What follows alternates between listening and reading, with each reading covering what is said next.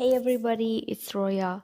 Today I thought of doing something different, and I thought that instead of me doing an introduction and then we all go see the painting video separately, I would just do a voiceover and we'll see how it goes. If it goes better according to the viewers, then it wouldn't make much difference to me because instead of me recording it separately, I would just record it like this. So here we go.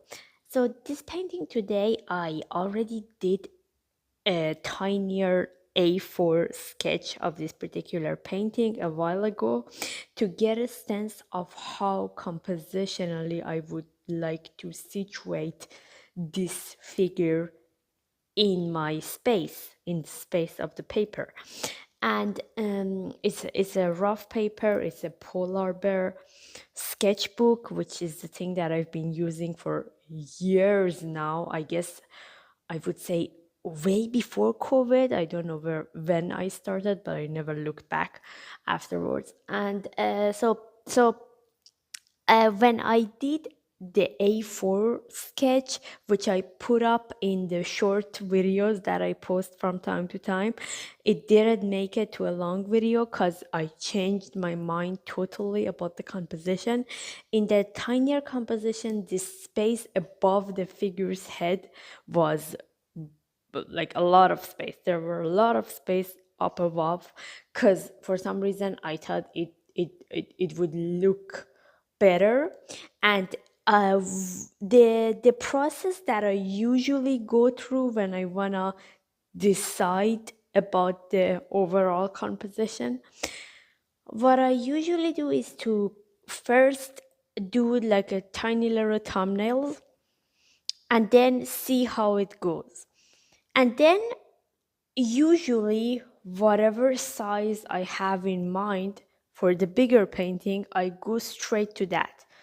Sometimes when I'm hesitant about what it looks like, I do another bigger sketch to see if it would translate in a bigger size, because that sometimes happen that you have a particular composition that is responsive to a particular size. So if you wanna do a bigger painting, that composition that look totally there with the tiny sketch won't translate itself into a bigger sketch. So with that thing, I was hesitant. So I did a A4 one, and that's why I changed my mind and I decided that no, I don't want the space above the head, because space above the head added another movement. So if you look at the shadow of the figure, the shadow goes outside of the movement. I always like the idea of having something like a shadow in the most popular sense within the whole history of art, but generally something that indicates to the world beyond the thing that we see in the canvas. So a long shadow indicates a light source with a reasonable degree of distance, which enables that long shadow to be created, right? So if I made it spatial above the head, that would distract from this long shadow that's been created by the light source. So a big white space above the head would not go well with the shadow, which was and is my priority for this particular composition. And I think the fact that this figure is emerging from the long shadow and it's been cut right there above the head says the thing that I want to say compositionally much more accurately.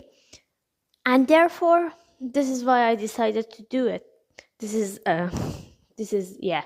came out compositionally the way that I wanted to be. And but it was a really challenging painting. But I think it was faithful to my vision. The end product was reasonably close to the vision that I had from the beginning.